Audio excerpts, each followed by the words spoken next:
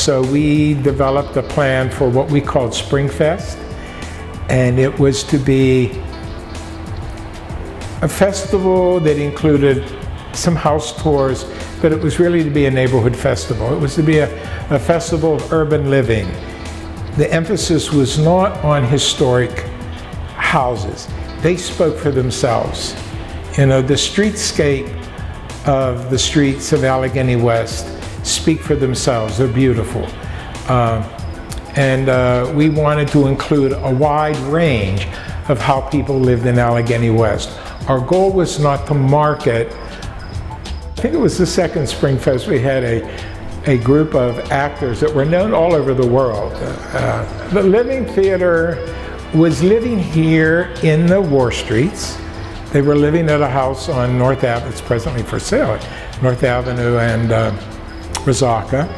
We got to know them because at that time there were a number of us that lived here that went and had dinner every night at a vegetarian co-op in what is now the Mattress Factory. Well, it was the Mattress Factory then, but it was not the Mattress Factory as we know it today.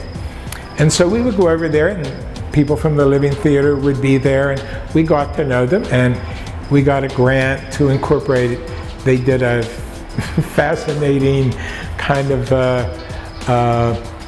collective pageant through the streets of Beach Avenue, came down to a horrible empty lot down in the 800 block of Western Avenue, and then they began to develop a program to clean the lot and plant the lot, and it was good. It was funny because one of the key players in the neighborhood at the time was a woman who's had come into the neighborhood from the South Hills, from Bethel Park, and she just was really committed to investing in the city.